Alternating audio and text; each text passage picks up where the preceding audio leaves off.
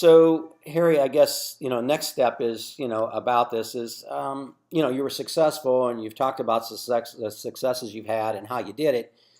Tell me one or two of the biggest challenges or the most common challenges that you would have in setting up or a bank would have in setting up an equipment finance function or an equipment finance group within the bank. Yeah, there's several, but I think the most important one is that you're going to be introducing change to the commercial banking business. Wow, that's important. You said a very important word, change. Change and banking Yeah, are not synonymous.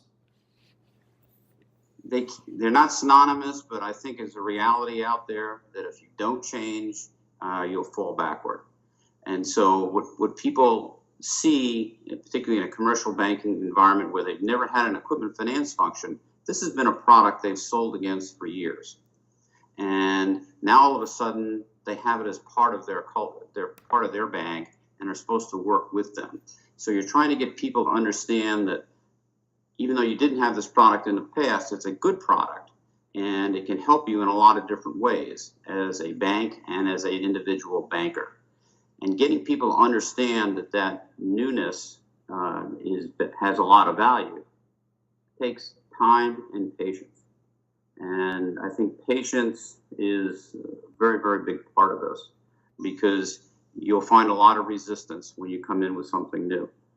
But once people start seeing success, then they start thinking, gee, maybe it's not such a bad idea. And the people who are doing it, they're not as bad as we originally thought they were. Or they aren't as scary as they originally thought they might be. Right. And you have to understand that and I think you know this very well, Bob, the equipment finance culture, change, rapid movement, and that's not always the case in the bank.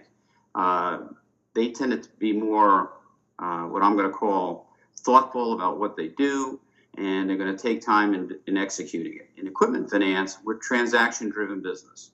If we're not there when the transaction is developing and when it closes, we're just not going to see the business. So we have a higher sense of urgency than you might see amongst bankers. And bankers are a little intimidated by that urgency. They think maybe something's being pulled over on them. But in time, as they see experience with this, they say, no, that's just the nature of the beast.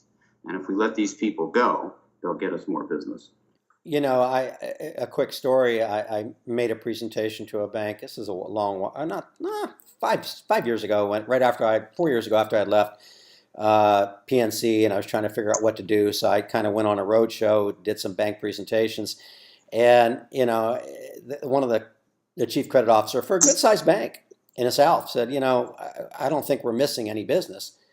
I said, well, what if I proved it that you were? And so how would you do that? Well, I'll just pull UCCs on all your customers. Why don't you do it?